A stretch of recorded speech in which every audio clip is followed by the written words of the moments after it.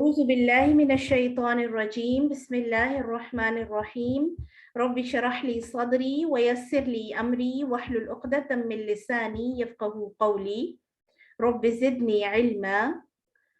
اللهم صل على محمد وعلى آل محمد كما صليت على إبراهيم وعلى آل إبراهيم إنك حميد مجيد. اللهم بارك على محمد وعلى آل محمد كما باركت على إبراهيم وعلى آل إبراهيم إنك حميد مجيد. بسم الله الرحمن الرحيم. سورة النساء. سورہ النساء مدنی صورت ہے، یعنی مدینہ میں نازل ہوئی، اور اس صورت کی 176 آیات ہیں اور 24 اس کے اندر 24 رکوع ہیں۔ اچھا، ایک سکیچ جیسے میں نے پہلے آپ کو سورہ آل عمران کا دیا تھا، اسی طرح ہم سورہ نساء کا ایک اوور ویو کر لیتے ہیں۔ ایک سکیچ ہمارے سامنے ہے۔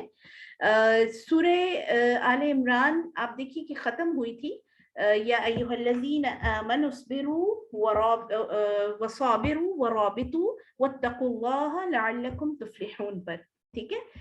یعنی اے ایمان والو، تم ڈٹے رہو، ایک دوسرے کو تھامے رکھو، ایک دوسرے کو سپورٹ کرتے رہو، اور ایک دوسرے کے ساتھ اپنا تعلق رکھو، اور جہاد کے لیے، اللہ کے راستے میں محنت کے لیے تیاریاں اپنی پوری رکھو، اور اللہ سے ڈرتے رہو۔ یعنی اوور آل تقوی جو ہے وہ تمہیں ان سارے کاموں میں ہیلپ کرے گا، لعلکم تفلحون، تاکہ تم کامیاب ہو جاؤ۔ میں نے جیسے آپ کو پہلے بھی بتایا تھا کہ ہر سورت کا اپنے سے پہلی جو ماقبل سورت ہوتی ہے، یعنی اپنے سے پہلے جو سورت ہوتی ہے اس سے، اور اپنے سے بعد والی یعنی آنے والی سورت کے ساتھ جو ہے وہ ایک لنک ہوتا ہے، معنوی ربط ہوتا ہے، یعنی میننگز کے حساب سے ایک پورے فلو میں جو ہے وہ آپ کو قرآن محسوس ہوگا۔ یعنی ہر سورت اپنے سے بعد والی سورت سے اور اپنے سے پہلے والی سورت سے میننگ وائز کنیکٹڈ ہے، ٹھیک ہے؟ تو سورہ آل عمران کے آخر میں ہمیں جو ایک کامیابی کا پیرامیٹر دیا گیا، اس کی پریکٹیکل شیپس کیا ہو سکتی ہیں، یعنی کامیابی کے لیے اصول کیا کیا آپ وضع کر سکتے ہیں، یا کامیابی کے لیے سب سے امپورٹنٹ چیز کیا ہے، وہ سورہ النساء میں اللہ سبحانہ و تعالیٰ نے ہمیں بتانی ہے آگے، ٹھیک ہے؟ اسی طرح ایک اور چیز اپنے ذہن میں رکھ لیجیے کہ سورہ النساء اور سورۃ المائدہ دونوں میں معنوی ربط بہت زیادہ ہے۔ یعنی جو موضوع یا جو ٹاپک، بیسک ٹاپک یا مین تھیم سورہ النساء کی ہے، سوشل ایتھکس یا سوشل جسٹس، ٹھیک ہے؟ کہ سوسائٹی میں کس طرح سے رہنا ہے، اور سوشل جسٹس کیسے پریویل کیا جا سکتا ہے، یا سوسائٹی کے اندر عدل کو کیسے آپ جو ہے اس کا قیام کر سکتے ہیں۔ یہ سورۃ المائدہ کا بھی وہی تھیم ہے، ٹھیک ہے؟ یعنی سورہ نساء کو اگر ہم سمجھ لیں گے اچھی طرح تو سورہ مائدہ انشاءاللہ ہمیں اچھے سے سمجھ آ جائے گی۔ اب اس کا بیسک تھیم یہ دیکھیے، یہاں جو انہوں نے لکھا ہوا ہے کہ ساری دنیا بالخصوص اہل کتاب اور نصارہ کو دعوت اسلام، ٹھیک ہے؟ یعنی آپ نے ساری دنیا کو اسلام کی دعوت دینی ہے، کیونکہ آپ کا جو ریلیجن ہے، آپ کا جو مذہب ہے، آپ کا جو دین ہے، یہ اسی چین کا آخری حصہ ہے، یا اسی پروسیس کا، اسی میسج کا آخری حصہ ہے جو اللہ سبحانہ و تعالیٰ نے حضرت آدم علیہ السلام سے نازل کرنا شروع کیا تھا، ٹھیک ہے؟ تو اب آپ کے پاس امت مسلمہ ہونے کا ٹائٹل ہے، اب ہمارے پاس بہترین امت ہونے کا ٹائٹل ہے، تو اس کے ساتھ، اور وہ کیوں ہے؟ کیونکہ ہمیں ایک بہت بڑی ذمہ داری دی گئی ہے۔ یہی ہم سورہ آل عمران میں بھی پڑھ کے آئے ہیں کہ کنتم خیر امہ اخرجت للناس، کہ تم بہترین امت ہو، بہترین جماعت ہو۔ کیوں بہترین ہو؟ کیونکہ تمہارے اوپر بہت بھاری ذمہ داری عائد ہو رہی ہے کہ تمہیں لوگوں کو، تمہیں اپنے آس پاس بسنے والی سوسائٹی، انسانوں کی، سب کی فکر کرنی ہے۔ اور سورہ نساء کی پہلی آیت ہمیں یہ کلیئر کر دے گی کہ کیوں فکر کرنی ہے۔ انسان سوچتا ہے نا کہ میں دوسروں کی فکر کیوں کروں بھائی، ہے نا؟ تو سورہ نساء کی ہم پہلی آیت سے دیکھیں گے کہ کیوں ہمیں دوسروں کی فکر کرنی ہے، اور خاص طور پر اہل کتاب اور نصارہ کو دعوت اسلام یہ دینا ہے۔ اور کیونکہ وہ بھی اہل کتاب ہے، ان کے پاس بھی کتاب ہے۔ اب ان کی کتاب میں اور ہماری کتاب میں کیا فرق ہے کہ ان کی کتاب جو ہے انہوں نے جب چاہا، جیسے چاہا، اس کو تبدیل کر دیا، تعلیمات میں اپنی مرضی کے مطابق من مرضیاں جو ہے وہ چلاتے ہوئے اس کی جو ٹیچنگز ہیں اس کو چینج کر دیا۔ اور قرآن آخری کتاب اللہ سبحانہ و تعالیٰ کے ہونے کے ناطے سے اللہ نے اس کی حفاظت کا ذمہ خود لے لیا. اب اس کے اندر چونکہ ایک نقطہ، ایک ڈاٹ، ایک لفظ بھی چینج نہیں ہم کر سکتے، ہے نا. اس میں ہمارا کوئی کمال نہیں ہے. شاید ہم پر ہوتا تو ہم بھی یہود و نصارہ کی طرح اپنی مرضی کی چیزیں اس میں ایڈٹ اور ڈیلیٹ کرتے رہتے نا. تو اس کو اللہ سبحانہ و تعالیٰ نے پریزرو کر کے، محفوظ کر کے ہمارے ہاتھ میں دیا ہے. اب ہمیں اس کی ٹیچنگز کو دوسروں تک پہنچانا ہے. اب اور اس کے ساتھ ساتھ مسلمانوں کو نفاق سے بچ کر، سورہ نساء میں ہم سوشل جسٹس، سوشل ایتھکس کے بعد جو ایک بڑا حصہ پڑھیں گے وہ ہے منافقین. منافقین جو ہیں، ہیپوکرائٹس. آپ دیکھیے چونکہ یہ صورت جو ہے وہ فیملی لاز کے اوپر بہت زیادہ بات کریں گے. اس کے اندر ہم ابھی دیکھیں گے سوسائٹی کو کیسے آپ نے بہتر بنانا ہے. خاندان سے شروع ہوتا ہے یہ معاملہ، خاندان اور پھر سوسائٹی. تو اس کے اندر جو سب سے زیادہ تکلیف پہنچانے یا مصیبت پہنچانے والے لوگ ہوتے ہیں، آپ دیکھیے وہ منافق ہوتے ہیں. ٹھیک ہے. اور منافق کون ہے؟ کہ جو آپ کے سامنے آپ کے ہیں لیکن اندر سے آپ کے نہیں ہیں. یہاں پر ہم منافقین کی ایک، آپ دیکھیے کہ ایکسٹینڈڈ یا ایک بڑے لیول پر اس کی جو ڈیفینیشن ہے وہ دیکھیں گے سورہ النساء میں. اور خاص طور سے منافقین کی کچھ علامات بتائی گئی ہیں اس سورت کے اندر، جو ہم سورہ بقرہ کے اندر بھی کچھ پڑھ کے آئے ہیں. یعنی وہ جب کفار کے ساتھ بیٹھتے تھے یا یہود و نصارہ کے پاس جاتے تھے تو ان کو کہتے تھے کہ ہم تو تمہارے ساتھ ہیں، لیکن جب مسلمانوں کے پاس ہوتے تھے تو ان کو کہتے تھے کہ بھائی ہم تو تمہارے ساتھ ہیں اصل میں. تو اپنے طور پر وہ سمجھتے ہیں کہ ہم مسلمانوں کو دھوکہ دے رہے ہیں، حالانکہ اللہ سبحانہ و تعالیٰ فرماتے ہیں کہ وہ اپنے آپ کو دھوکہ دے رہے ہوتے ہیں، اپنا برا کر رہے ہیں وہ. تو مسلمانوں کو نفاق سے بچ کر خالص توحید کے ساتھ خاندان سے لے کر ریاست تک، ٹھیک ہے، یعنی یہ ایک جو بیسک یونٹ ہے کسی بھی سوسائٹی کا وہ آپ کی فیملی ہے. تو فیملی کو آپ نے کیسے، کن اصولوں کی بنیاد پر چلانا ہے، اور کون سے ایسے اصول اپنی فیملی کے اندر یا اپنے خاندانوں کے اندر آپ وضع کریں کہ جس کی وجہ سے خاندان ایک دوسرے کے ساتھ انٹیکٹ رہیں، ایک دوسرے کے ساتھ عدل اور انصاف اور محبت کے ساتھ جڑے رہیں. یہی ایک بیسک ریزن ہے پھر سوشل ڈیولپمنٹ کا. اگر فیملی کے اندر پرابلم ہے، اگر بیسک جو یونٹ ہے، اکائی ہے خاندان، اگر وہ اسٹرانگ نہیں ہے، اگر ان کے اندر ایک دوسرے کے ساتھ جو ہے وہ تعلق نہیں ہے، ایک دوسرے کے ساتھ کوئی لنک ہی نہیں ہے، تو سوسائٹی پھر بکھرنا آٹومیٹک شروع ہو جاتی ہے. اور جب آپ کی سوسائٹی بکھر گئی تو پھر آپ کسی بھی چیز کو اکٹھا نہیں کر سکتے. تو خاندان سے لے کر ریاست تک، اسٹیٹ تک ایک مضبوط اجتماعیت قائم کرنے کا حکم سورہ النساء میں دیا گیا ہے. ٹھیک ہے. یہ میں اسکیچ انشاءاللہ آپ کے ساتھ شیئر کر دوں گی. یہ کتاب جو ہے ان کی ایک سیکنڈ، اس کا میں ٹائٹل پیج بھی آپ کے سامنے کر دیتی ہوں تاکہ جو لوگ دیکھنا چاہیں اس کو. قرآنی صورتوں کا نظم جلی. ٹھیک ہے. یہ ہے خلیل الرحمن چشتی صاحب کی کتاب ہے. یہ آن لائن آپ کو ایزیلی مل جائے گی. ٹھیک ہے. بسم اللہ الرحمن الرحیم. یا ایہا الناس اتقوا ربکم الذی خلقکم. آپ سورہ آل عمران کی آخری آیت پہ نظر ڈالیے، یہ اس سے اوپر ہی ہے. یا ایہا الذین آمنوا، اسپیسیفک کر دیا اللہ سبحانہ و تعالیٰ نے اپنے خطاب کو کہ میرے جو ایمان والے لوگ ہیں، یعنی جو مجھے مانتے ہیں، ان کے لیے یہ گائیڈ لائنس ہیں. لیکن سبحان اللہ، آپ دیکھیے کہ سورہ النساء کا آغاز کہاں سے ہو رہا ہے کہ اے لوگو، یعنی اللہ سبحانہ و تعالیٰ نے اپنے مخاطبین جو ہے ان کو یہ ہمیں سمجھایا ہے کہ صرف ایمان والے اللہ کے بندے نہیں ہیں. ایسا نہیں ہے کہ جو ایمان والے ہیں یا مسلمان ہیں صرف وہی اللہ کے ساتھ ان کا تعلق ہے یا وہی اس رب کے بندے ہیں، بلکہ پوری کائنات اللہ سبحانہ و تعالیٰ اس پوری کائنات کا رب ہے. ٹھیک ہے. تو اے لوگو اتقوا ربکم، تم اپنے رب سے ڈرو. الذی خلقکم، جس نے تمہیں پیدا کیا، من نفس واحدہ. کیوں ایک اللہ سبحانہ و تعالیٰ پورے جہان، پوری کائنات کا رب ہے، اور کیوں میں نے جیسے بھی آپ سے کہا تھا کہ کیوں ہم سب ایک دوسرے سے کنیکٹڈ ہیں، کیوں ہمیں اپنے علاوہ بھی دوسروں کا خیال رکھنا ہے، کیوں سوسائٹی اتنی اہم ہے. جیسے میں نے بھی آپ کو بتایا کہ سوشل جسٹس کے اوپر بیس کرتی ہے سورت. ٹھیک ہے. اور سبحان اللہ اس میں اتنی زیادہ حکمت ہے اس کے نام کے اندر کہ اس کا نام جو ہے النساء یعنی خواتین رکھ دیا. اور یہاں سے ہم اس چیز کو سمجھ سکتے ہیں کہ سوسائٹی میں جسٹس یا انصاف خاندان کے اندر بھی اور سوسائٹی میں بھی تب تک پیدا نہیں ہو سکتا جب تک خواتین کے حقوق یا خواتین کے ساتھ جو تعلق ہے یا خواتین کے حوالے سے جو آپ کی اسٹریٹجی ہے وہ کلیئر نہیں ہے. میں ہمیشہ اس چیز کو لنک کرتی ہوں سورہ النساء کے نام کو اور اس کی ٹیچنگز کو کہ نام اسی لیے اس کا جو ہے وہ خواتین رکھا گیا. اگرچہ سورہ نساء میں سارے آرڈر صرف عورتوں کے لیے نہیں ہیں, لیکن اس میں وہ آیت ہے جو آج کی دنیا میں اسلام کے خلاف بڑی استعمال کی جاتی ہے کہ الرجال قوامون علی النساء. آگے چل کے جب ہم پڑھیں گے تو انشاءاللہ اس کے پھر آگے پیچھے کی آیات کے حوالے سے اور پورے سیاق و سباق سے اس کو ہم انڈرسٹینڈ کریں گے انشاءاللہ. لیکن آپ دیکھیے کہ یہ کس صورت میں کہا جا رہا ہے کہ الرجال قوامون علی النساء, کہ مرد جو ہیں وہ عورتوں کے نگہبان ہیں, نگران ہیں, جس صورت کا نام ہی خواتین رکھا گیا.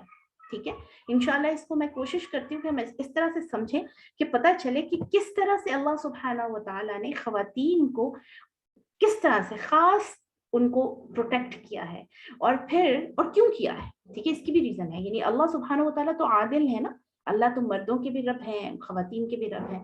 اب یہاں پر یہ بات سمجھائی جا رہی ہے کہ تم اپنے رب کا تقوی اختیار کرو جس نے تمہیں ایک جان سے پیدا کیا ہے, من نفس واحدہ, اور وہ ایک جان کون سی؟ حضرت آدم علیہ السلام.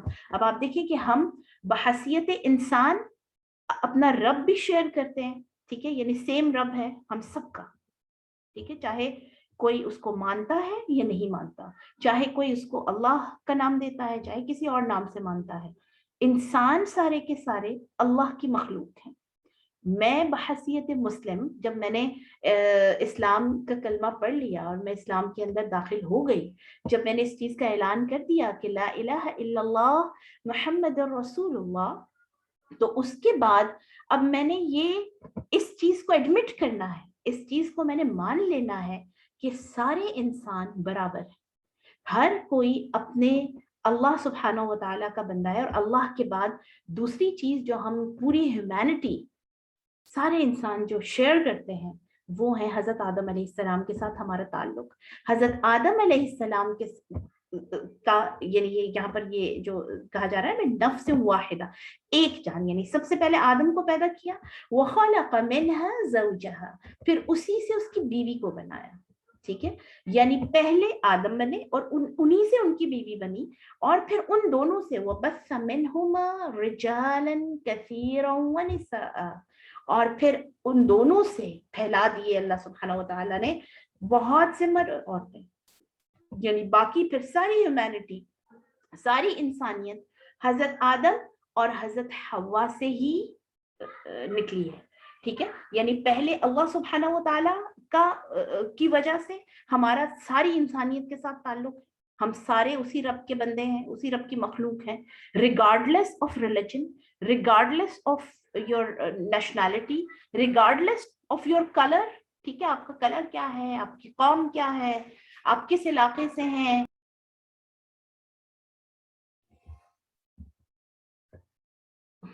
I'm sorry, یہ درمیان میں تھوڑا سا ڈسکنیکٹ ہوا ہے, آواز بریک.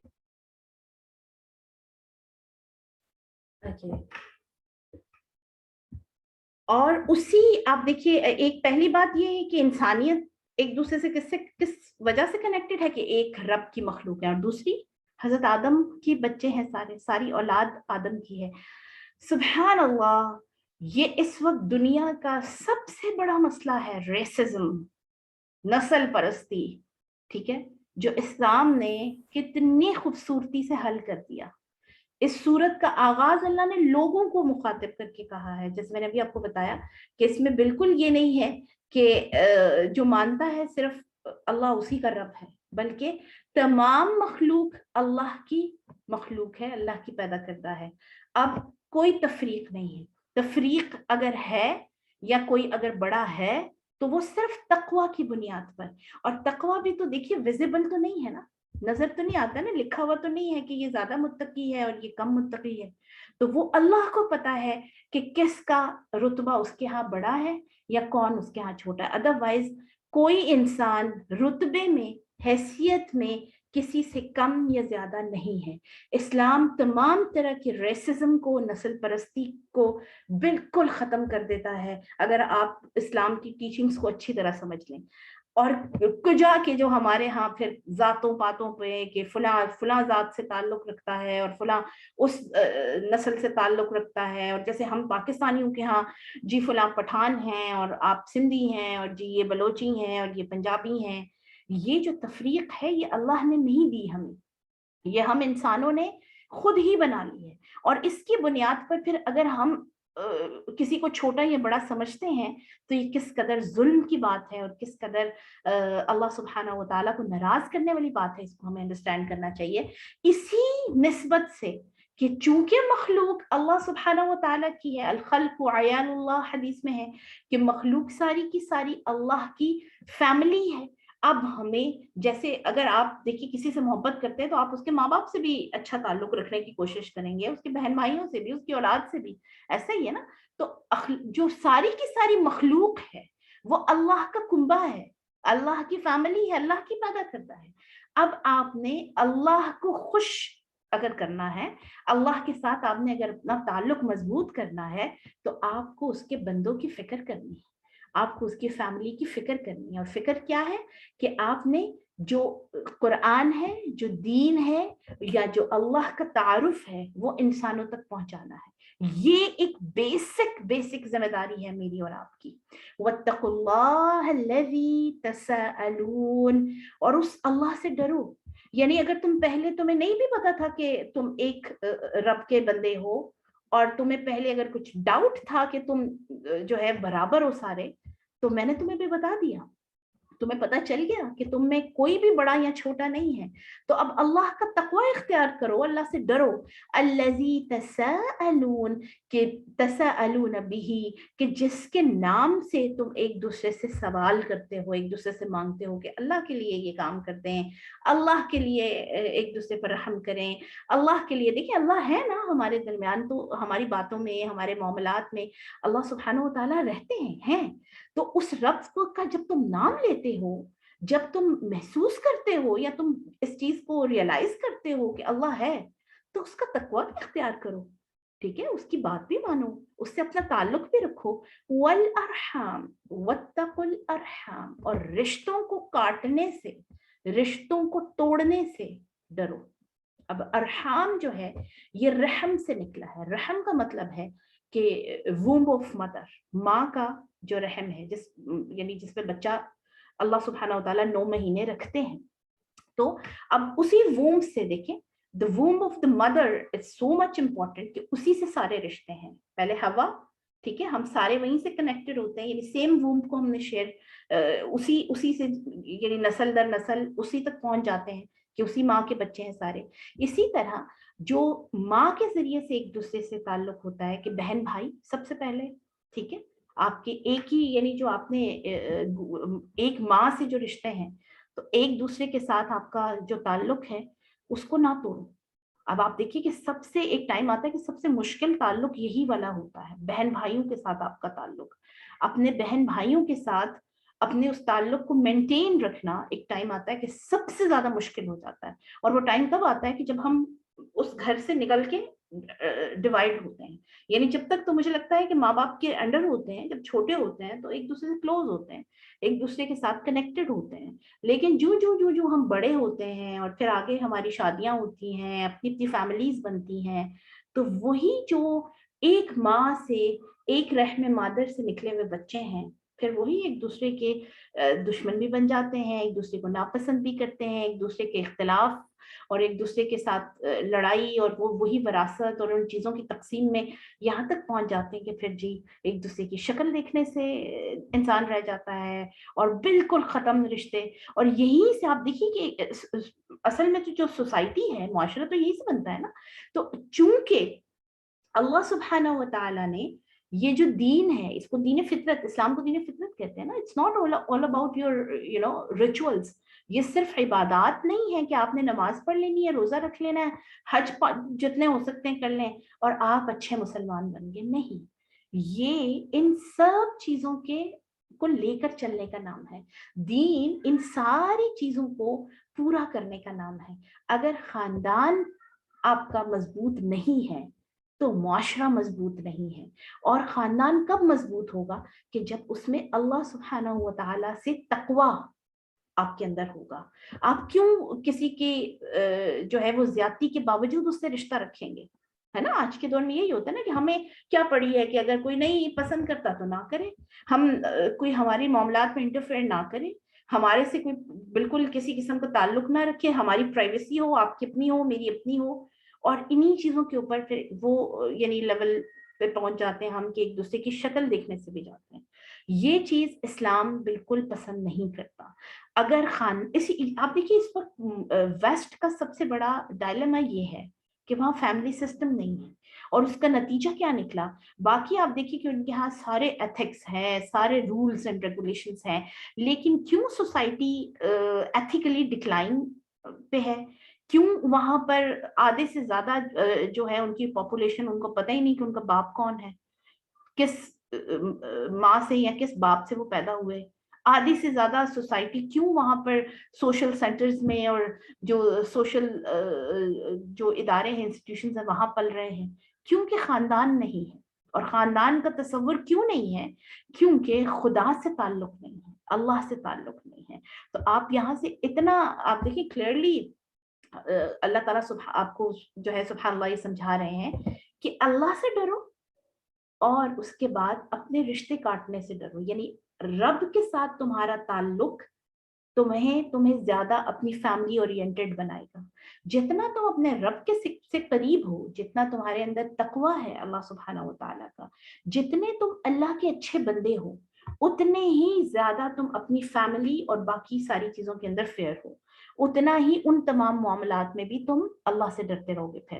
لیکن اگر اللہ کے ساتھ آپ کا تعلق نہیں ہے تو آہستہ آہستہ آہستہ آہستہ باقی ساری چیزیں بھی ڈکلائن کی طرف چلی جاتی ہیں. اور آپ دیکھیے کہ اٹس ویری نیچرل. آپ ہیومن سائیکالوجی کو اگر اسٹڈی کریں تو پتہ چلتا ہے کہ انسان اکیلا نہیں رہ سکتا. Without family you are nothing. زندگی جو ہے وہ رشتوں کا نام ہے نا. پیدا ہمیں اللہ سبحانہ و تعالیٰ نے کیا ہے اور ایک مقصد دے کر کیا ہے. اور یہ جو زندگی ہے یہ ہم سب سمجھتے ہیں کہ اس زندگی کی ایک لمٹ ہے. یہ لمٹ لیس نہیں ہے. یہ مطلب ایسا نہیں ہے کہ ہم ہمیشہ کے لیے یہاں. ہم ہر گزرتے دن کے ساتھ اپنے اس اینڈ پہ جا رہے ہیں، اس منزل کی طرف جا رہے ہیں جس کا نام موت ہے. ٹھیک ہے. تو اب زندگی اصل میں ہے کیا؟ اس صورت میں آپ کو یہ اللہ سبحانہ و تعالیٰ سمجھا رہے ہیں کہ یہ تمہارے رشتے ناتے جو اللہ نے تمہارے لیے بنائے. پہلے تو تمہیں اپنے رب کے ساتھ کنیکشن رکھنا ہے. ٹھیک ہے، یہ رشتہ تمہیں پہلے اس کے ساتھ اسٹرانگ کرنا ہے. اس کے بعد تمہیں انسانیت ساری کی فکر رکھنی ہے اپنے اندر. اور انسانیت کے اندر سے بھی پھر خاص طور پر وہ لوگ جو تمہاری فیملی ہیں، جو تمہارا ماں کے تھرو تمہارا رشتہ ہے. اور انہی کے ساتھ ساتھ آپ دیکھیے کہ پھر میاں اور بیوی کا جو تعلق ہے اس میں بھی مدر ووم آ گئی نا. میاں اور بیوی کا تعلق یعنی رحم مادر کے اندر پھر اگلی جو فیملی ہے وہاں سے کریٹ ہوتی ہے.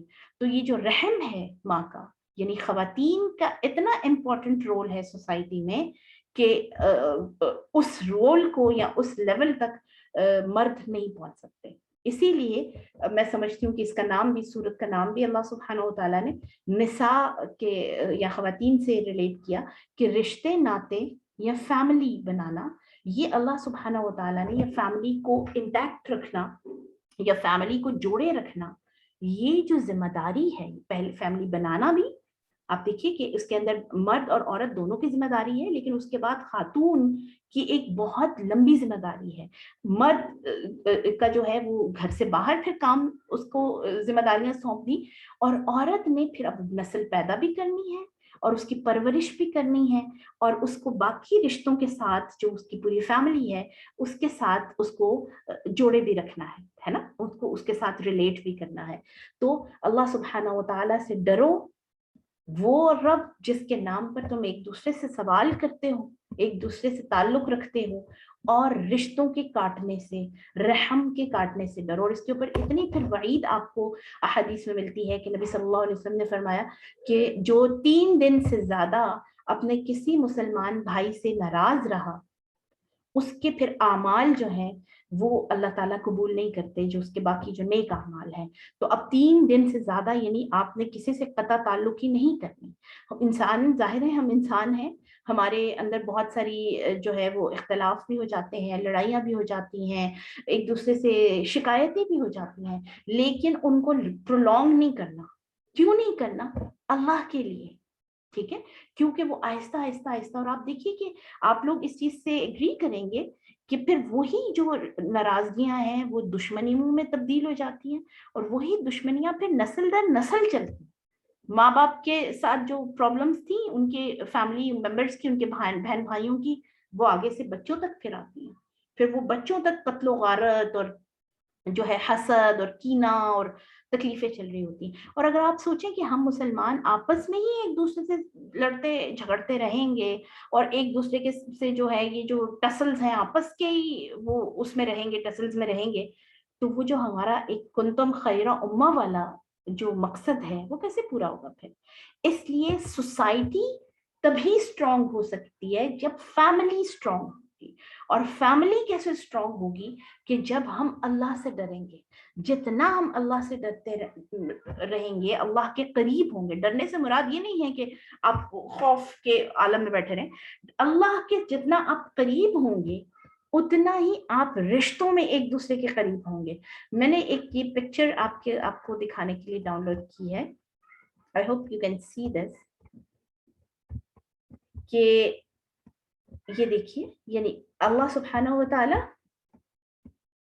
اور یہ ایک ٹرائنگل ہے. یہ ویسے تو ہسبینڈ اینڈ وائف کی بتائی جا رہی ہے بیسیکلی، تو اسی سے ایک پوری فیملی بنتی ہے نا، کہ آپ جتنا اللہ سے دور ہیں، ٹھیک ہے، یہ دیکھیے آپ ایک دوسرے سے بھی دور ہیں، لیکن جو آپ اللہ کے قریب ہوتے جائیں گے آپ ایک دوسرے سے قریب ہو جائیں گے. ٹھیک ہے، یعنی اگر ہسبینڈ بھی اللہ سے ڈر رہا ہے، اللہ کا تقوی، اللہ کا اچھا بندہ ہے، اور وائف بھی اللہ کی اچھی بندی ہے، تو دونوں پھر اگر اللہ سے کنیکٹڈ ہے تو ایک دوسرے سے بھی تبھی پھر کنیکٹڈ ہوں گے.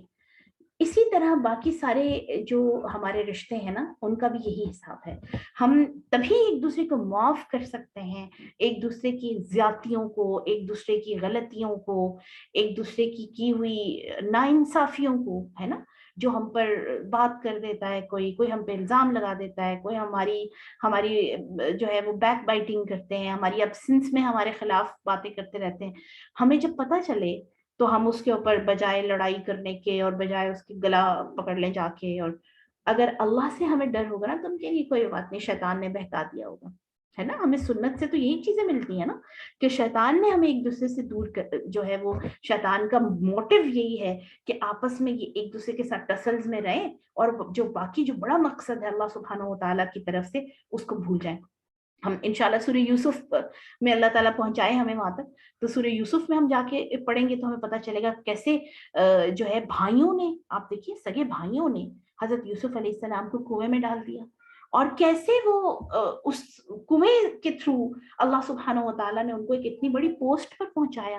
اور چونکہ وہ اللہ کے نبی تھے، اور انبیاء رول ماڈل ہے نا، انبیاء ہمارے لیے ایک ماڈل ہے کہ ہم نے اپنی لائف میں اگر ہمیں کوئی مشکل آتی ہے یا کوئی پرابلم آتی ہے تو ہم نے کن کی طرف دیکھنا ہے، کس کو ہم کاپی کریں. تو آپ دیکھیے کہ جب وہ ایک منسٹری پہ پہنچ جاتے ہیں، اتنے بڑے اسٹیٹس پہ پہنچتے ہیں، تو وہاں پر پہنچ کر وہ اپنے بھائیوں کو بھولتے نہیں ہیں، بلکہ ان کو معاف کر دیتے ہیں، اور ان کو نوازتے ہیں، ان کو جو ان کی ضرورت کی چیز ہے وہ ان کو دیتے ہیں، ہے نا. تو یہ جو چیز ہے یہ آپ کی فیملی کو اسٹرانگ کرتی ہے.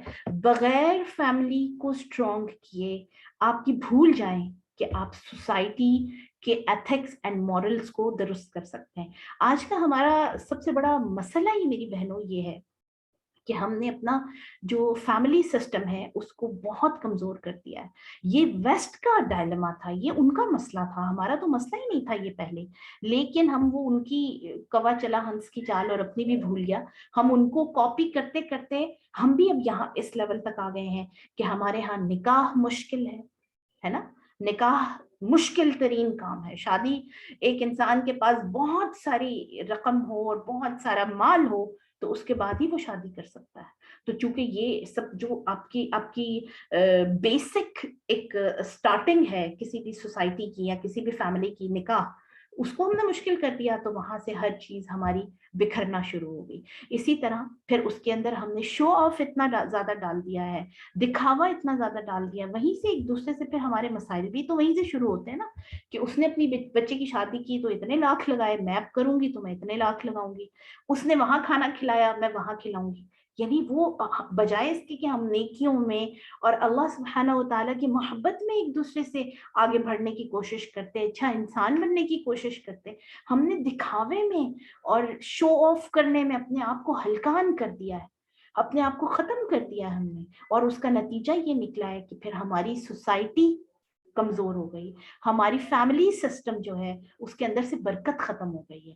آپ دیکھیں کوئی فیملی ایسی نہیں، میں نہیں سمجھتی کہ کوئی ایسا ہوگا الا ماشاء اللہ، اللہ کرے کہ آپ لوگ ان میں سے ہوں کہ جن کے خاندان میں کوئی مسئلے نہیں ہیں، جن میں کوئی حسد نہیں ہے، کوئی پرابلم نہیں ہے. ادروائز چونکہ جیسے میں نے ابھی آپ کو بتایا کہ انبیاء کی فیملیز کے اندر بھی مسائل تھے تو ہم تو بالکل اس سے بچ ہی نہیں سکتے. اور آج کے دور میں تو اس لیے زیادہ ہیں کیونکہ ہم نے وہ جو تعلق اللہ کی وجہ سے ایک دوسرے سے جوڑنا تھا وہ اب ہم سٹیٹس کی وجہ سے جوڑتے ہیں، ہم مال اور دولت کی وجہ سے جوڑتے ہیں. ہم جو جتنا اونچا ہے اس کے رشتے بھی شاید زیادہ اسٹرانگ ہیں، اور جو بیچارہ ضرورت مند ہے اس کی طرف دیکھنا بھی ہمارے لیے مشکل ہو جاتا آگے چل کے. اب یہ جو یتیموں کے حوالے سے اللہ سبحانہ و تعالیٰ گائیڈ لائنز دے رہے ہیں تو ادھر سے مزید ہمیں سمجھ میں آ سکتا ہے کہ جب تم نے اپنی فیملی کو اسٹرانگ کرنا ہے تو خاص طور پہ ان کا دھیان رکھنا ہے، ان کا خیال کرنا ہے جو ویک ہیں، جو کمزور ہیں. اور کمزور کون کون لوگ ہیں؟ کہ وہ لوگ جن کے پیرنٹس نہیں ہیں. پھر ٹھیک ہے، ماں باپ ہی ایک اللہ کے بعد دیکھیے ماں باپ کی پروٹیکشن میں ہوتا ہے نا، ایک بچہ انسان ماں باپ کی پروٹیکشن میں ہوتا ہے. تو اگر ماں باپ نہیں ہے تو وہ آپ کی وہ جو شیلڈ تھی، وہ جو ایک شیڈو تھا وہ کمزور ہو گیا، ختم ہو گیا. اب تم نے ایسے بچوں کے ساتھ کیا کرنا ہے؟ ایسے لوگ جو کہ تمہارے بھائی کے بچے بھی ہو سکتے ہیں، تمہارے بہن کے بچے بھی ہو سکتے ہیں، تمہاری فیملی، تمہارے چچا کے، تمہارے یعنی خاندان کے لوگوں کی میں سے ہی اللہ نہ کرے کہ اس طرح کے جو مسہپ ہوتے ہیں، پھر ان بچوں کے ساتھ تم نے کیسا سلوک کرنا ہے. تو ایک کمپلیٹ پیکج سورہ النساء میں فیملی لائف کا اللہ سبحانہ و تعالیٰ دے رہے ہیں. ان اللہ کان علیکم رقیبا، بے شک اللہ تم پر نگران ہے. رقیب کہتے ہیں عربک سبحان اللہ بڑی ہی ایک خوبصورت زبان ہے. اگر ہم اس کے لفظی مطلب کو دیکھیں تو آپ دیکھیں کہ بھیڑ بکریاں جو ان کا جو مالک ہوتا ہے وہ ان کو خاص طور سے نظر میں رکھے ہوئے ہوتا ہے کہ میری بکری ادھر نہ چلی جائے یا ادھر دور نہ چلی جائے، ہے نا، اس نے اس کے اوپر نظر رکھی ہوئی ہوتی ہے. اسی طرح بہت چھوٹا بچہ، جب آپ دیکھیے کہ بہت چھوٹے بچے کو لے کر ہم باہر نکلتے ہیں، جو بھی چلنا شروع کرے 2-2.5 سال کا بچہ، تو آپ کو فل ٹائم اس کو پکڑنا پڑتا ہے، آپ اس کو پکڑ کے رکھتے ہیں نا، یہ روڈ پہ نہ چلا جائے، دور نہ چلا جائے، تکلیف میں نہ آ جائے. تو یہ ہے نگرانی، یعنی آپ نے اپنی آئیز اس کے اوپر رکھی ہوئی ہے. اللہ تم پر رقیب ہے، نگران ہے، اللہ تمہیں دیکھ رہا ہے. تم یہ نہیں سمجھو کہ اللہ سبحانہ و تعالیٰ نے یہ کہہ دیا اور اللہ جی جو ہے بس وہ تمہیں آرڈر دے کر سائڈ پہ. اللہ تمہارے ہر ہر ایکٹیویٹی کو، ہر تمہاری جو حرکت ہے، موشن ہے، اس کو دیکھ رہے ہیں کہ تم کیا کرتے ہو. تم اللہ سے ڈرتے ہو یا نہیں؟ اللہ کا تقوی اختیار کرتے ہو یا نہیں؟ آپ دیکھیے کہ اللہ سے جو ہمارا تعلق ہے نا، اس میں ہے تقوی بھی، محبت بھی ہے نا. محبت بھی ہم نے رکھنی ہے، اللہ کی محبت سب سے زیادہ ہونی چاہیے، ساری دنیا سے زیادہ. ہر انسان کے اندر اپنی جان سے زیادہ ہمیں اللہ سبحانہ و تعالیٰ سے محبت اور تعلق ہمارا اللہ کے ساتھ ہونا چاہیے. اس کے بعد سیکنڈ پہ اللہ کے رسول سے، ہے نا، محمد صلی اللہ علیہ وسلم سے ہمارا تعلق تمام ہمارے رشتوں سے بڑھ کر ہونا چاہیے، ہے نا. تبھی تو ہم ان سے کچھ لے سکیں گے نا، تبھی تو ہم ان کی گائیڈ لائنز جو اللہ نے حضرت محمد صلی اللہ علیہ وسلم کے تھرو ہم تک پہنچائیں، ٹھیک ہے، نبی صلی اللہ علیہ وسلم کے ذریعے سے، وہ چینل ہے نا، ان تک ہم ان کے ذریعے سے ہم تک پہنچی. ہم کس بیس پہ ان سے جو ہے وہ چیزیں گائیڈ لائنز لیں گے اور اس پر عمل کریں گے؟ محبت، ایمان، ہے نا، ایمان اور محبت کا جو تعلق ہے یہ بڑا ضروری ہے. اسی طرح اس کے بعد آپ دیکھیے ماں باپ سے ہمارا تعلق ہے. ठीक है, माँ बाप से ताल्लुक के ऊपर हम पीछे पड़ के आए हैं कि अल्लाह सुब्हानहू व तआला फरमाया कि तुम माँ बाप के साथ एहसान करो, यानी अगर वो तुम्हारे से कोई ऊंचा नीचा कर भी जाते हैं, कोई प्रॉब्लम हो भी जाती है, कोई बच्चों के दरमियान कोई थोड़ा बहुत ऊंचा नीचा कर भी देते हैं, तुमने नहीं उनके साथ कुछ बुरा करना, तुमने उनकी चीजों को जो है वो बर्दाश्त भी करना है। क्योंकि आप देखिए कि पहले उन्होंने हमें बर्दाश्त किया जब हम छोटे थे, हम जिस वक्त उनके मोहताज थे, तो माँ बाप ने अपनी कुर्बानी देकर आराम की, सुकून की, अपने वक्त की, अपने माल की हमें बड़ा किया। अब जब तुम बड़े हो गए हो, जब तुम मजबूत हो गए हो, जब तुम डिपेंडेंट नहीं हो उनके ऊपर, तो अब तुमने उनके साथ कैसा ताल्लुक रखना है। पहले तो आप देखिए कि मोहब्बत बड़ी शदीद होती है ना माँ बाप के साथ, कि क्योंकि हमें पता होता है कि हम उनके बगैर रह ही नहीं सकते, हम उनके ऊपर डिपेंडेंट होते हैं फुली। लेकिन जो जो आप इंडिपेंडेंट होते हैं, बड़े होते जाते हैं, जैसे बहुत छोटा बच्चा आप देखिए चिपका रहता है ना माँ के साथ, क्लोज होता है, क्योंकि उसको पता है कि मेरी माँ या मेरा बाप, इसके अलावा मेरा कोई नहीं है। जो जो हम बड़े होते हैं, नए रिश्तों से हम जो है वो हमारा इंट्रोडक्शन होता है, ताल्लुक बनता है, हमारा माँ बाप के साथ जो एक स्ट्रॉन्ग मोहब्बत वाला ताल्लुक है वो वीकन होता चला जाता है, थोड़ा कमजोर होता चला जाता है। कहाँ कि वो बच्चा जो माँ से हटता ही नहीं है, फिर जब उसकी शादी हो जाती है तो बीवियां अक्सर ये कह रही होती हैं, बहुएं, कि अल्लाह ही बस आजमाइश खत्म करे, बुजुर्ग इतना करे ही ना। अब आप देखिए कि कितना हर्ट करने वाली बात है कि अगर किसी के बुजुर्ग के सामने ही कोई कह रहा हो, और ये मैंने सुना है बहुत सारे लोगों से, कि अल्लाह इतना बूढ़ा करे ही ना कि आप किसी के मोहताज हो। आप तो भाई इतने मोहताज थे कि आप तो बिल्कुल हिल ही नहीं सकते थे, आप तो एक लुकमा भी अपने मुंह में नहीं डाल सकते थे। इन्हीं माँ बाप ने आपको किस काबिल किया। और आज जब वो हमारे डिपेंडेंट है हम पर, या उनको हमारी जरूरत है, तो हम ये कहें कि अल्लाह इनकी आजमाइश ही खत्म कर दे, इनको तो बस तू संभाल ही ले। हाँ, कि किस कदर जुल्म है। तो माँ बाप के साथ हमारा ताल्लुक एहसान का, हुस्न उसके अंदर खूबसूरती, यानी वो क्या है कि आप वो उनकी, अगर कोई उनसे गलती भी होती है, या वो कुछ आपको लगता है कि मेरे साथ इंसाफ नहीं किया, या फलां भाई को ज्यादा दे दिया, या फलां बहन से ज्यादा प्यार करें, इसके बावजूद आपने उनसे जो है वो नर्म ताल्लुक रखना है, अपने आप को झुका के उनके सामने रखना है। ये जो अकड़ है हमारी, बेशक हम किसी भी स्टेटस पर हैं, कि बाकी दुनिया के लिए है, माँ बाप के सामने नहीं होनी चाहिए किसी भी तरह की। आगे हम इंशाल्लाह सूरह बनी इसराइल में पढ़ेंगे कि जो जो वो बूढ़े होते हैं, तुम्हारी आवाज सॉफ्ट हो जानी चाहिए। वकुल लहुमा कौलन करीमा, करीम यानी सॉफ्टली बात करो, पहले तो बात में ही हमें बहुत सॉफ्ट हो जाना चाहिए। और आप देखिए कितनी आजमाइश है कि जो जो मामा बाबा बड़े होते हैं, तो हमें लगता है कि वो हमारी बात नहीं समझ सकते, और हम उन्हें बात समझाने के लिए फिर बहुत जो है वो सख्त अल्फाज इस्तेमाल करते हैं, बड़े जो है वो सख्त तरीके से उनसे बात कर रहे थे, आप नहीं समझ सकते भाई, मैं सब कुछ समझ रही हूँ। तो ये जो चीज है, ये भी आप देखिए बहुत बड़ी एक हमें केयरफुली एहतियात के साथ निकलना। उसके बाद आप देखिए माँ बाप के बाद का जो रिश्ता है, वो जो सबसे इंपॉर्टेंट रिश्ता है फिर मियाँ और बीवी का। उस रिश्ते में मोहब्बत, एक दूसरे के साथ रहम, एक दूसरे के साथ अटैचमेंट, क्योंकि अगर अटैचमेंट नहीं है, मोहब्बत नहीं है, एक दूसरे के साथ सुकून नहीं आपको मिल रहा, तो वो जो एक जो मोहब्बत आपने ट्रांसफर करनी है अपनी नेक्स्ट जनरेशन में, वो फिर खत्म हो जाएगी, वो मिस हो जाएगी। और ये आप इस चीज से एग्री करेंगे कि माँ बाप के अंदर एक दूसरे के लिए बेजारी हो, तो वो फैमिली बिखरी रहती है। फिर उस फैमिली को जो एक सेंट्रल जो पॉइंट था, कुछ वही चूंकि नहीं है, तो वो कहाँ आकर अपने आप को जोड़ेंगे। ठीक है, इसी तरह जो खानदान, उसके बाद जो आपकी फैमिली आती है, बाकी एक्सटेंडेड फैमिली है, आपके ससुराली रिश्ते हैं, आपके बहन भाई हैं, ये जो रिश्ते हैं, ये एक पूरी हायरार्की है। अल्लाह, रसूल सल्लल्लाहु अलैहि वसल्लम के साथ ताल्लुक, माँ बाप, माँ बाप के बाद मियाँ बीवी, ठीक है, और फिर आपके जो बाकी तमाम रिश्ते हैं, इन सब रिश्तों के बारे में तुम जो भी इनके साथ मामला कर रहे हो, जो कुछ तुम कर रहे हो, अल्लाह सुब्हानहू व तआला की तुम पर नजर है, अल्लाह तुम पर निगरान है, अल्लाह ताला तुम्हें देख रहे हैं। और फिर हम कहते हैं कि पता नहीं हमारे मामलात क्यों दुरुस्त नहीं हो रहे, पता नहीं हमारे दुआएं कबूल नहीं होती, पता नहीं हमारे मसले क्यों हल नहीं होते, है ना। अब समझ में आई है क्यों नहीं होती, क्योंकि हमने अपने जो हमारे ऊपर जो रिस्पॉन्सिबिलिटीज थी इन सारे रिश्तों को लेकर, वो कभी पूरी नहीं की हमने। तो अल्लाह की तो चूंकि हम पर नजर है ना, تو ہم جو بھی پھر آپ دیکھیے کہ اگر ہم سے کچھ غلط ہوتا ہے تو یہ بھی اللہ سبحانہ و تعالیٰ کا بڑا احسان ہے ہم پر کہ ہمارے اوپر کوئی نہ کوئی آزمائش آتی ہے ضرور، کوئی نہ کوئی ہمیں جو ہے وہ الرٹ کیا جاتا ہے کہ رکو ذرا سوچو کہاں پہ غلطی کی ہے، کہاں پہ مسئلہ ہوا ہے، اور مڑ کر اس مسئلے کو پھر جب دیکھ لیا آپ نے تب اس کو سالو کرنے کی کوشش کرو، اس کو سارٹ آؤٹ کرو۔ اب ہم نے اس کو کیا کر دیا آج کے دور میں، کوئی مسئلہ ہوا ہے تو ہم کہتے ہیں کہ چونکہ بھائی میں تو اب فلاں اور فلاں اور فلاں جگہ پر پہنچ گئی تو اب میرے رشتے دار سارے کے سارے مجھ پر جادو کر رہے ہیں، سارے کے سارے مجھ پر بیٹھ کر جو ہے وہ کالا جادو کر رہے ہیں ڈائریکٹ، اور وہ مجھے بالکل کہیں پہنچا ہوا نہیں دیکھنا چاہتے، اور میرے ساتھ تو یہ کر رہے ہیں اور وہ کر رہے ہیں۔ بھائی آپ اپنے پہ ہم سب نے فوکس کرنا ہے، باقی جو کچھ کر رہے ہیں وہ تو اللہ کو جواب دیں۔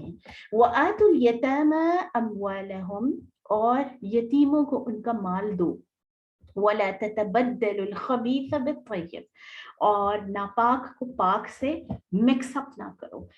اب اگر سوسائٹی جو ہے آپ کی فیملی جو ہے اس کے اندر کچھ مس ہیپ ہو گیا، بچے چھوٹے ہیں، یتیم ہو گئے ہیں، اب کیا ہوتا ہے کہ جو یتیم بچے ہیں وراثت کے اندر سے جو ان کا حصہ بنتا تھا، آپ کے بھائی کا بھی تو حصہ بنتا ہی تھا نا، آپ نے وہ اپنے پاس رکھ لیا، ٹھیک ہے، آپ نے ان کا بھی جو مال ہے وہ بھی اپنے پاس رکھ لیا، کیونکہ فیملی سیم ہے۔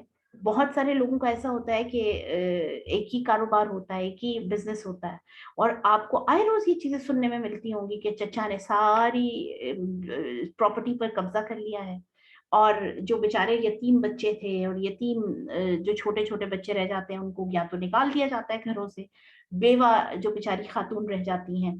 بہت کلوز میں نے ابھی ایک ریسنٹلی میری بڑی پیاری فرینڈ ہے، ان کے ہسبینڈ کا انتقال ہو گیا، بچہ چھوٹا ہے، سسرال والوں کی پہلی کوشش یہ تھی کہ یہ یہاں سے فوراً نکلے، خیر ان کو جو ہے اللہ سبحانہ و تعالیٰ اپنی حفاظت میں رکھے کہ بھائیوں نے ہیلپ کی اور وہ چلے گئے، لیکن آپ کے جو سسرال والے ہیں یا جو آپ کے شوہر کی فیملی ہے ان کے اوپر سے ذمہ داری ختم تو نہیں ہوئی نا، بچے کا جو سارے کا سارا اس کا جو انتظام ہے یا اس کی تعلیم ہے یا اس کی باقی چیزیں، اس کے اندر ان کا تو حق بنتا ہے نا، فرض تو بنتا ہے کہ اس کے اندر وہ شیئر کریں، پارٹ لیں، لیکن یہ ہماری سوسائٹی میں تو اس چیز کو بالکل آپ دیکھیے امپورٹنس دی ہی نہیں جاتی۔ اگر بچے یتیم ہو گئے ہیں، آپ کے پاس آپ کو سمجھ میں آ گیا کہ اب ان کا کوئی دیکھنے والا نہیں ہے، کوئی ظاہر ہے پتہ کرنے والا نہیں ہے، مال آپ کے پاس آ گیا، اب اپنے مال کے ساتھ ملا کر تم اپنے مال کو ناپاک کر رہے ہو، ٹھیک ہے، تمہارا جو حلال مال ہے اگر کسی کا ناحق مال اس میں ایڈ ہو گیا ہے تو اب تمہارا سارا مال ناپاک ہو گیا، چاہے اب اس سے حج کرو، چاہے صدقات کرو، لیکن اگر یتیم بھانجے بھانجیاں، یہ یتیم خاص طور سے بھتیجے بھتیجیاں جو شیئر کرتے ہیں وراثت، ٹھیک ہے، وہ اگر رل رہے ہیں، وہ اگر تکلیف میں ہیں، تو آپ کا جو مال ہے وہ سارے کا سارا پھر آپ کو کیا کن آزمائشوں میں ڈال سکتا ہے، اس پہ سوچنا چاہیے۔ وَلَا تَأْكُلُوا أَمْوَالَهُمْ إِلَىٰ أَمْوَالِكُمْ، ان کے مالوں کو اپنے مالوں کے ساتھ مکس اپ نہ کرو، ٹھیک ہے۔ اب یہ اگر ہم تھوڑا سا اس کی شان نزول میں جائیں سورہ نساء کے، تو خاص طور سے غزوہ احد کے بعد یہ سورت کا نزول کا زمانہ ہے، تو اس میں آپ دیکھیے کہ غزوہ احد میں 70 صحابہ جو ہیں وہ شہید ہوئے۔ اب مدینہ کوئی بہت بڑا علاقہ تو نہیں تھا نا، چھوٹی سی بستی تھی، اور اس میں 70 فیملیز یعنی 70 فیملیز کے بچے یتیم ہو گئے ہیں، تو ان کے لیے اب پوری گائیڈ لائنز جو ہے وہ پراپر پرووائڈ کی جا رہی ہیں۔ تو اب خاص طور سے یہ احکامات دیے جا رہے ہیں کہ ایسا نہ ہو کہ اب تمہارے پاس کچھ مال تھا ان کے ماں باپ کا یا ان کے باپ کا، تو تم کو کوئی بات نہیں، یہ تو چھوٹے ہیں، بڑے ہوں گے تو ہم ان کو دے دیں گے، اور وہ اپنے مال میں مکس کر لیا، ٹھیک ہے۔ یہ سخت گناہ ہے، انہو کان حوبا کبیرا، سخت گناہ ہے، بہت بڑا گناہ ہے، یعنی اللہ بہت غصے ہو جاتے ہیں اس عمل سے۔ وَإِنْ خِفْتُمْ أَلَّا تُقْسِطُوا فِي الْيَتَامَى، اور اگر تمہیں خوف ہے کہ تم انصاف نہیں کر سکو گے یتیم لڑکیوں سے، چونکہ میں نے بھی آپ کو بتایا کہ شان نزول اس سورت کا اگر ہم دیکھتے ہیں انڈرسٹینڈ کرنے کے لیے قرآن کو، آپ کو بہت ساری چیزوں کے اوپر اپنا فوکس کرنا پڑتا ہے، جن میں سے ایک یہ ہے کہ کس ٹائم پر نزول ہوا نا ان آیات کا۔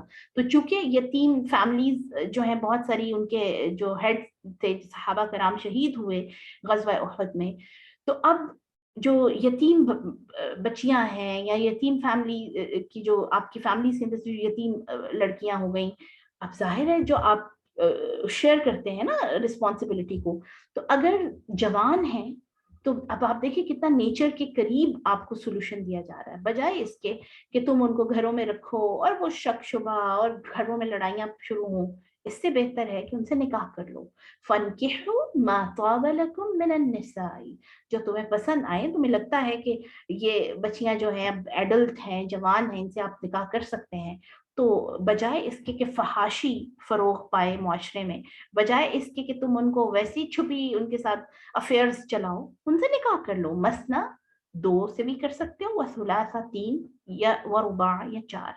یہاں پر حکم دیا گیا ہے 1 سے زیادہ شادی کرنے کا، جو کہ ہماری یہ فیوریٹ جو ہے یہ آیتوں میں سے ایک آیت ہے مرد حضرات کی، کہ جی 2 2 3 3 4 4 جتنی خواتین سے مرضی شادی کرو. ہاں، یہ ایسا بالکل بھی نہیں ہے کہ یہ خوش اپنے آپ کو کرنے کے لیے یہ کہا گیا ہے. یہ اس وقت کی سینیریو میں اگر ہم سمجھیں تو اگر تمہاری انڈر یعنی ذمہ داری تم نے اٹھائی ہوئی ہے اور تمہاری فیملی کے اندر کچھ یتیم بچیاں ہیں، اگر تو رشتہ ہے تو الگ بات ہے، جیسے چچا ہیں آپ یا ماموں ہیں، یا لیکن اگر خاندان میں سے دور کے یعنی رشتے میں سے ہیں اور وہ یتیم بچیاں جوان ہیں، تو بجائے اس کے کہ معاشرے کے اندر مسئلے پھیلیں اور افیئرز اور یہ ساری چیزیں شروع ہوں، تو ان سے نکاح کر لو.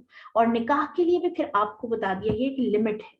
اس وقت میں کیا ہوتا تھا کہ لوگ 10 شادیاں کر لیتے تھے، 11 شادیاں کر لیتے تھے.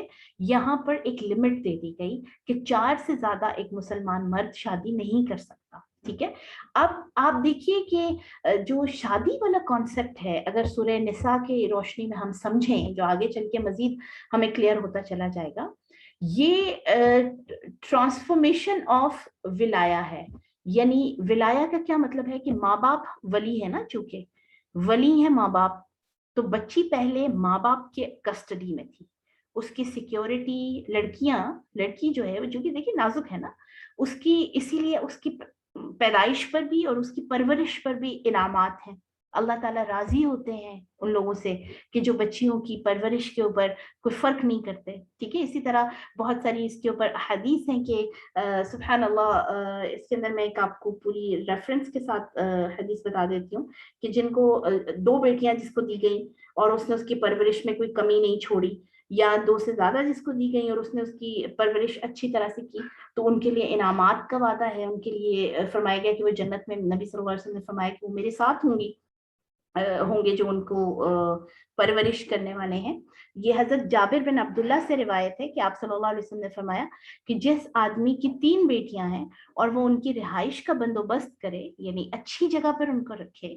اب دیکھیے کہ ہم عموماً ہمارے معاشرے میں یہ ہے کہ لڑکوں کے لیے اسپیشلی بیٹوں کو چونکہ امپورٹنس ان کو دی جاتی ہے، تو ان کے لیے جو ہے وہ اچھے سہولتیں یا فیسیلیٹیٹ کیا جاتا ہے. الحمدللہ اب تو نہیں ہوتا، لیکن پہلے شاید ایسا بہت ہی زیادہ ہوتا تھا کہ لڑکے تو چونکہ جی ہمیں تو انہوں نے فائدہ دینا ہے نا، تو ان کے لیے اچھی جگہ ہو، اچھا بستر ہو، جو یہ کہتے ہیں وہ مل جائے. تو اب یہ ہے کہ جن کی 3 بیٹیاں ہیں اور ان کی رہائش کا بندوبست کرے، ان سے محبت سے پیش آئے اور ان کی خوش دلی سے کفالت کرے. ٹھیک ہے. تو اس کے اوپر جنت واجب ہو گئی. تو آپ صلی اللہ علیہ وسلم سے پوچھا گیا کہ اگر 2 بیٹیاں ہوں، تو آپ نے فرمایا 2 ہوں تب بھی. ٹھیک ہے. تو بعض لوگوں کا یہ خیال تھا کہ اگر آپ سے 1 بیٹی کا پوچھا جاتا تو آپ پھر بھی فرما دیتے کہ تب بھی. یعنی بیٹی آپ دیکھیے کہ اس کی پرورش پر بھی انعامات. یہ صحیح حدیث ہے، یہ البانی کی تخریج سے یہ صحیح حدیث ہے، یعنی یہ مستند حدیث ہے.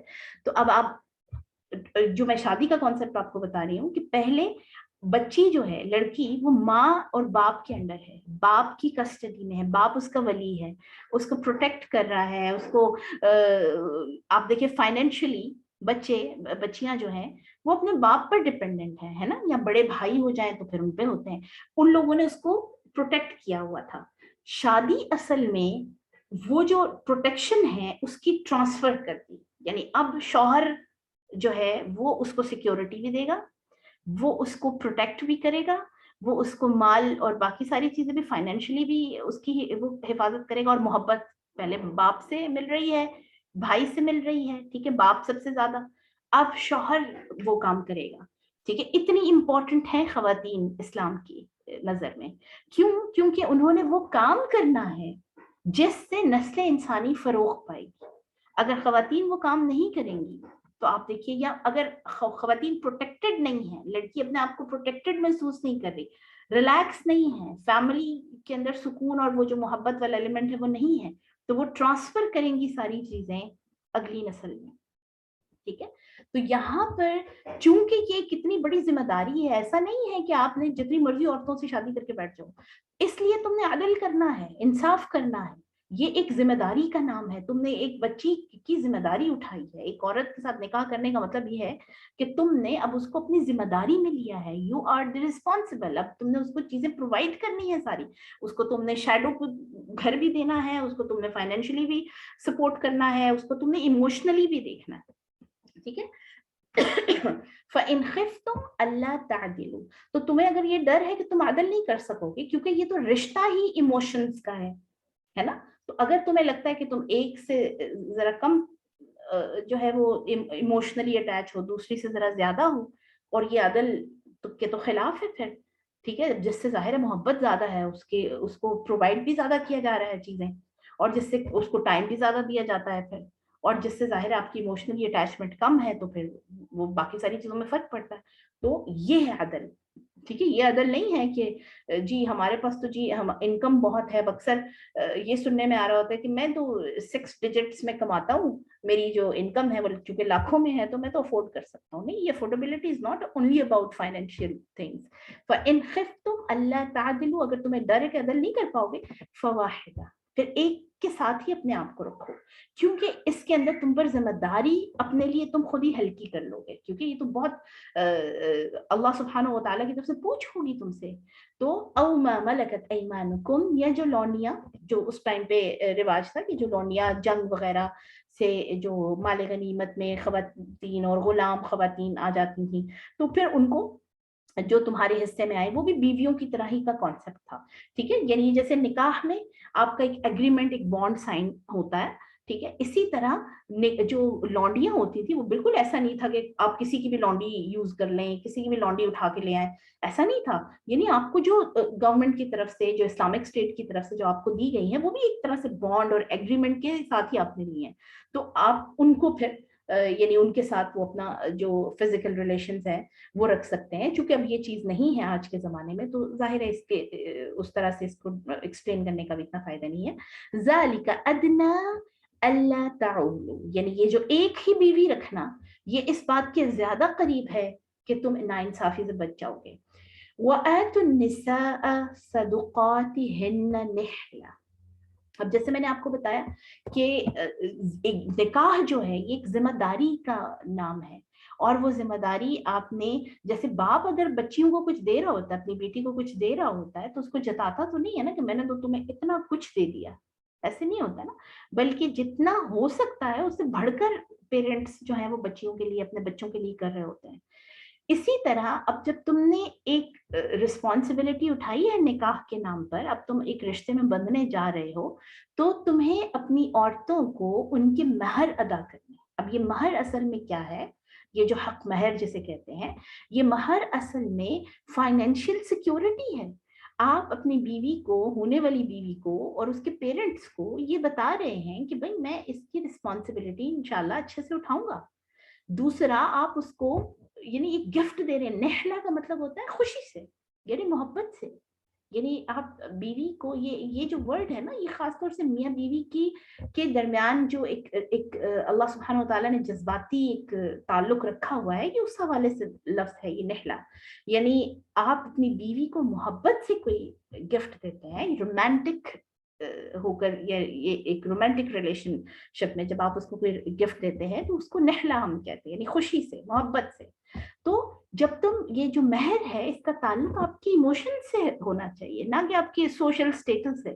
ہمارے ہاں یہ اب اس مسئلہ کیوں زیادہ بنتا ہے کہ چونکہ دکھاوے کے لیے کرنا ہوتا ہے, اور اعلان چونکہ لوگوں کو آپ نے سنوانے ہوتے ہیں کہ جی ان کا حق مہر 50 لاکھ رکھ دیا. اب وہ 50 لاکھ دیا ہی نہیں کبھی, ہے نا. اور پھر اگر کبھی خدا نخواستہ بیوی بولے بھی کہ مجھے میرا مہر دے دو, تو بولیں گے کہ تم نے تو پیسوں کے لیے شادی کی ہے. اور اس بات پر کئی دفعہ تو نکاح کے موقع پر ہی اتنی لڑائیاں ہو جاتی ہیں کہ جی ہمارے ہاں تو اتنا مہر رکھتے ہیں. اور اس کے اپوزٹ پھر کچھ وہ حضرات بھی ہیں کہ جنہوں نے باقی پوری شادی عین ہندوؤں کے مطابق کی, ٹھیک ہے, مائیوں مہندیاں اور پتہ نہیں کیا کیا, اور نکاح میں مہر کے وقت ان کو شریعت یاد آ جاتی ہے کہ 32 روپے یا پتہ نہیں 72 روپے شرعی حق مہر. شرعی حق مہر کوئی نہیں ہے, اس کا کوئی وہ وجود نہیں ہے کہ جی شرعی حق مہر ہے. کوئی شرعی حق مہر نہیں. شرعی نکاح ہے, اس کو شریعت کے مطابق کرو. حق مہر تو تمہارے اپنی کیپیسٹی پر ہے, جتنی آپ کی کیپیسٹی ہے, جتنا آپ کا سٹیٹس ہے سوشل, جتنی آپ کی, بلکہ میں یعنی اس کے بظاہر فتویٰ تو دینے کی کیپیسٹی نہیں ہے, لیکن جتنی آپ کی تنخواہ ہے, جس لڑکے کی شادی ہو رہی ہے اس کی جتنی پے ہے اس کے حساب سے حق مہر ہوگا نا. اس نے والدین سے لے کے تو نہیں دینا, ٹھیک ہے. تو وہ جتنا اس کی, بلکہ ہمارے ایک استاد کہا کرتے تھے کہ جتنی تنخواہ ہے نا آپ کی, یعنی مرد کی جتنی تنخواہ ہے اس کو ڈبل کر لیں یا ٹرپل کر لیں. 3 مہینے یا 4 مہینے کی تنخواہ وہ آپ مہر کے طور پر دیتے ہیں. یعنی خدا نہ خواستہ اگر کچھ مس ہیپ ہو جاتا ہے, کوئی اللہ نہ کرے کوئی آپس میں آپ کی نہیں بن پاتی اور جدائی ہو جاتی ہے, یا خدا نہ خواستہ کوئی شوہر کا اگر انتقال ہوتا ہے, تو بیوی کے پاس 2-3 مہینے کا خرچہ ہو, ٹھیک ہے, آپ کے مہر کے اتنے پیسے آپ اس کو دے دیں. اور یہ اگین اس چیز کو جو ہے وہ ہوتا ہے کہ خوشی سے دینا ہے تم نے, یہ نہیں کہ اب جی چونکہ دینا ہے مصیبت پڑ گئی ہے اور اس پہ مایوں کے ہال کے اوپر اور ولیمے کے ہال پر اور اس کی مینجمنٹ پر لاکھوں اڑا دیتے ہیں ہم. لیکن جس کا کہا ہے, جس کا حکم ہے کہ خوشی سے دینا ہے, اس کے اوپر پھر شریعت یاد آ جاتی ہے, اور وہ بھی ہے نہیں, شریعت کے مطابق ہے نہیں.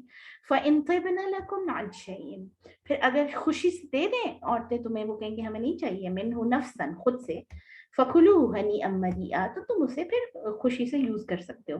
اچھا یہ بھی اب آپ دیکھیے کہ اصل میں تو اللہ سبحانہ وتعالیٰ کی طرف سے ہمارے لیے ایک سیکیورٹی ہے, یہ ایک انعام ہے, ٹھیک ہے. تو مجھے یہ لگتا ہے کہ یہ جو پہلی والی جو آیت ہے اس کے اوپر زیادہ فوکس کرنا چاہیے ہمیں. اور آپ دیکھیے کہ اس کے اوپر بھی بہت لڑائیاں سننے میں آتی ہیں کہ اس وقت بڑے ایموشنل ہو کے کہہ دیا کہ نہیں ہمیں تو پیسے چاہیے نہیں, بس آپ مل گئے سب مل گیا. اور کچھ ہی عرصے بعد پھر وہ لڑائیاں شروع ہو جاتی ہیں کہ تم نے تو بھائی مجھے مہر دینا نصیب نہیں ہوا تمہیں, ہے نا. تمہیں اکثر بڑوں کو بھی, بزرگوں کو بھی آپ سنتے ہیں کہ بھائی مہر میں ان لوگوں نے تو کچھ دیا ہی نہیں. یعنی عورتوں کو اتنا یہ فیل ہوتا ہے پھر. اس لیے میں آپ سب بچیوں کو, جو خاص طور سے بچیاں سن رہی ہیں, ان کو یہ ایڈوائس کروں گی کہ اس ٹائم بھی ایموشنل ہو کر یہ کہہ دینا کہ بھئی مجھے تو کچھ چاہیے ہی نہیں ہے, آپ مل گئے تو سب مل گیا. یا اکثر آج کل سننے میں آ رہا ہوتا ہے کہ جی وہ حفظ کر رہے ہیں ایک صورت, تو وہ جو حفظ ہے وہی, کیونکہ صحابہ کیا کرتے تھے. بھئی آپ باقی لائف آپ کی صحابہ جیسی نہیں ہے, تو آپ یا تو باقی بھی لائف ساری صحابہ جیسی گزاری ہے نا. تو بعد میں اسی چیز کے اوپر جب آپ کی آپس میں جب کلش ہوگی, اور میاں بیوی نے تو آپس میں محبت سے رہنا, ایک دوسرے کے ساتھ اٹیچمنٹ, اور آپ یقین کیجئے کہ انہی چھوٹی چھوٹی چیزوں سے میں مطلب خود وٹنس کیا ہوا ہے کہ وہ نفرت پیدا ہوتی ہے, ٹھیک ہے. یا تو زیادہ لڑکی والے مانگ لیتے ہیں, اب اس وقت کیا کریں گے, انکار تو نہیں کر سکتے, بارات آئی ہوئی ہے, تو وہ ان کی بات مانتے ہوئے رکھ لیتے ہیں, کر لیتے ہیں. لیکن بعد میں تانے کہ تمہارے باپ نے اتنا بول دیا اور تمہاری فیملی نے تو اتنا بول دیا. اور آپس میں وہ جو محبت سے رشتہ ایک شروع ہونا ہے, جس میں آپ نے ایک بچی کی, ایک لڑکی کی ذمہ داری لی ہے, وہ آپ کے گھر آ گئی ہے اپنا گھر چھوڑ کے, ہے نا. تو آپ نے اس کو پوری طرح سے پروٹیکٹ کرنا ہے ایموشنلی بھی, اور جو ہے وہ انوائرمنٹ اس کو ایسا اچھا دینا ہے. وہ وہاں پہ لڑائیاں شروع ہو جاتی ہیں, جس سے آپ کی پوری لائف لجمی سے کہ خراب ہو جاتی ہے. وَلَا تُؤْتُوا السُّفَهَاءَ أَمْوَالَكُمُ الَّتِي جَعَلَ اللَّهُ لَكُمْ قِيَامًا.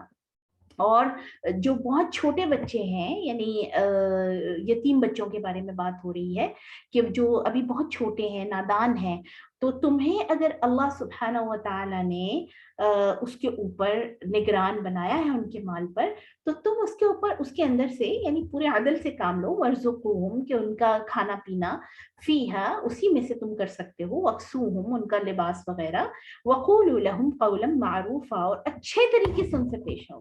یتیم کے جو حقوق ہیں اس کے حوالے سے جو احادیث آپ کے پاس, آپ کے سامنے آتی ہیں, نبی صلی اللہ علیہ وسلم کے کی سیرہ مبارک کا بھی, اور آپ کی جو حدیث بھی, کہ خاص شفقت اور خاص محبت یتیموں کے ساتھ, کیونکہ ان کے اوپر سے وہ شیڈو ہٹ گیا, وہ سایہ جو ماں باپ کا تھا, یا باپ کا. عموماً یہ ہوتا ہے کہ باپ کا اگر انتقال ہو جائے تو ہمارا معاشرہ ایسا ہے کہ پھر ماں کا بھی, اگر یعنی ینگ ہے, چھوٹی ایج میں, خدا نخواستہ اگر شوہر کا انتقال ہو گیا, تو دوسری شادی اور دوسری فیملی کی طرف چلے جاتے ہیں. پیچھے سفر کون کرتے ہیں بچے, ہے نا. تو بچے جو ہیں اب جس کے پاس بھی وہ آئے ہیں خاص طور سے ان کے ساتھ محبت سے پیش آنا ہے, ان کے ساتھ اچھائی سے پیش آنا ہے, اور اس کے اندر پھر اگر ان کے باپ کی طرف سے چھوڑا ہوا مال ہے تو تم ان کو اسی مال کو یوز کر کے ان کو ان کا جو کھانا پینا ہے یا ان کا پہناوا ہے یا ان کی ایجوکیشن اس کے اوپر اس سے خرچ کر سکتے ہو, لیکن اس سارے کا پھر حساب رکھیے تاکہ وہ بچے جب بڑے ہو جائیں تو ان کو حساب دیا جا سکے. وَابْتَلُوا الْيَتَامَى حتى اذا بلغوا النکاح, یعنی ان کو اسی طرح سے ڈیل کرتے رہو جب تک کہ وہ نکاح کی عمر تک نہ پہنچ جائے, یعنی سمجھ دار نہ جب تک ہو جائیں تب تک تم ان کے ہینڈ اوور نہ کرو. یعنی یہ بھی نہیں کیا جا سکتا نا, پھر چھوٹے بچے اگر ہیں تو ان کو اگر نہیں وہ سنبھال سکتے ہیں, ان کو نہیں پتا معاملات کا, تو ان کو باپ کی دولت اٹھا کے دے دو جہاں مرضی اڑاتے رہیں. جب تک وہ سمجھدار نہ ہو جائیں تم ان کو ان کی یہ ساری جو ہے وہ سپرویژن کرتے رہو. فَإِنْ آنَسْتُمْ مِنْهُمْ رُشْدًا, پھر جب تمہیں لگے کہ اب ان میں عقل آ گئی ہے, سمجھ آ گئی ہے, فَادْفَعُوا إِلَيْهِمْ أَمْوَالَهُمْ, تو ان کے مال ان کو دے دو اب.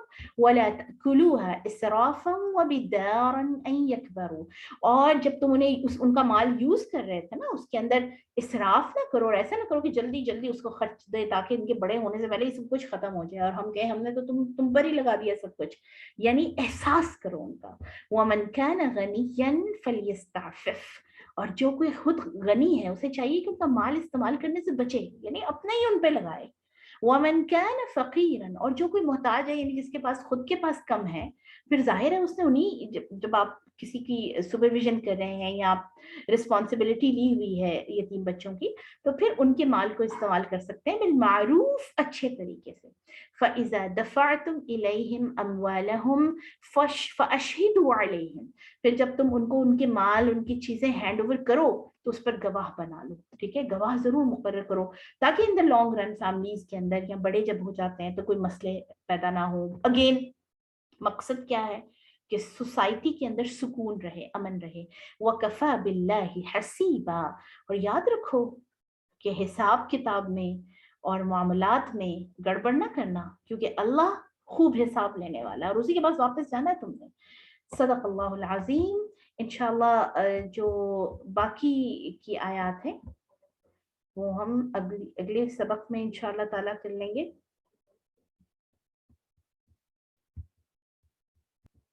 مہر, ٹھیک ہے, مہر معجل اور مہر مؤجل.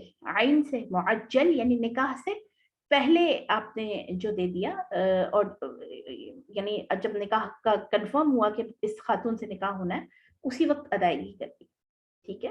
یعنی ایک میاں بیوی کا ایک دوسرے کے ساتھ تعلق قائم ہونے سے پہلے آپ نے ان کو مہر دے دیا.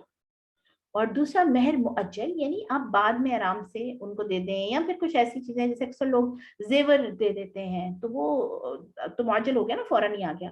لیکن یہ کہ کچھ جیسے کچھ لوگ کا یہ کہنا ہوتا ہے کہ بچے کی بھی جاب نہیں ہے یا بعد میں وہ دے دے گا یا جب اس کے پاس ہوگی تو وہ دے دے گا, تو یہ بھی کیا جا سکتا ہے, ٹھیک ہے. ان میں سے جو بھی کام کرے لیکن مہر دینا ضرور چاہیے. اکثر لوگ ایسے کہتے ہیں کہ بھئی ہم نے لکھا تو تھا لیکن بیویوں نے کبھی مانگا ہی نہیں, تو بھئی نہیں بھی مانگا, آپ کا ذمہ ہے, آپ کی ذمہ داری ہے, آپ انہیں دیجیے. اسی لیے تو آپ اتنا رکھیے جتنا آپ افورڈ کر سکتے ہیں, ٹھیک ہے. اور وہ افورڈیبلٹی میں نے بھی جیسے ایکسپلین کر دی, according to your own assets and income, آپ کی جتنا انکم ہے جتنی سورسز ہیں اس کے اوپر. تو اگر آپ نے مطلب صرف فیملی کو دکھانے کے لیے 50 لاکھ رکھ دیے ہیں اور اس کے بعد آپ پھر بیوی سے کہیں گے بھائی ہمارے معاف کر دیں, ہے نا, تو بھائی اس وقت پھر آپ نے جھوٹ بولا ہے, دھوکا کیا ہے. تو یہ اس سے بچنا چاہیے, ٹھیک ہے. عدل رکھیے. اب وہ اتنا بھی نہ ہو کہ 32 روپے پہ آ جائے اور اتنا بھی نہ ہو کہ آپ جو ہے وہ اتنے کروڑوں میں چلے جائیں کہ وہ بالکل پاسبل ہی نہ ہو. عدل کا جو ہے وہ رہنا بڑا ضروری ہے.